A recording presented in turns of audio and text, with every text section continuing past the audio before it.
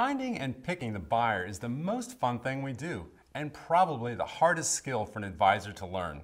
Choosing the buyer who is going to cross the finish line and make the wire transfer is a bit like picking a winning horse.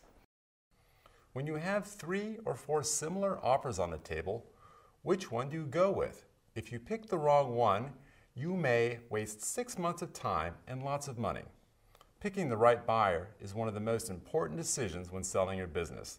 Therefore, to pick the right buyer, it's always best to have a few to pick from. So how do we find these buyers?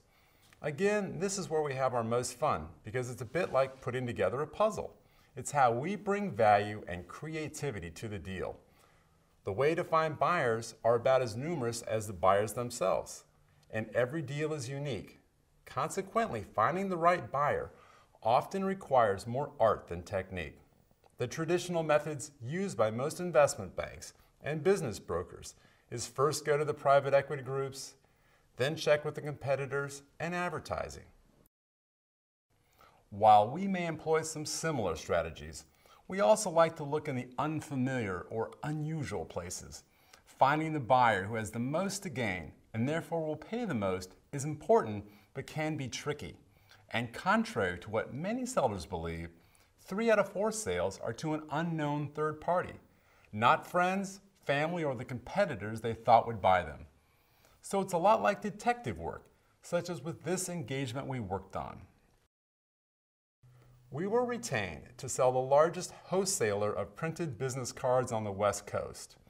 The company was profitable and had absentee ownership with great managers in place. Our firm already had a database of over 700 printers nationwide from previous deals we had done. We could easily sell to one of them. And with absentee ownership, we could have easily sold it to one of the thousands of financial or individual buyers with no printing experience we have in our database. While we did market to both of these groups, to make absolutely sure we did not leave a stone unturned, we also did something else. We went out to find the one buyer for whom this business may be worth more to than anyone else. For this, we had to get out and do some investigative legwork. The company supplied 600 Kinko stores and 400 mom-and-pop quick print type stores with their printed business cards. We determined that the real value in the business was in the relationships they had with these 1,000+ stores, more so than the typical multiple of earnings that most businesses sell for. So we spent 3 days at a Kinko store and listened to and talked to the vendors who were selling products to Kinkos. We found out that Kinko sells lots of rubber stamps. So we went back to the office and put together a list of all the rubber stamp manufacturers in the US.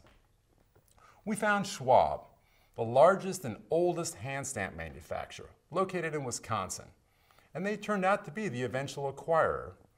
They valued the relationship with Kinkos because they could sell rubber stamps to them, and it got them in a new line of business selling business cards to their existing customers.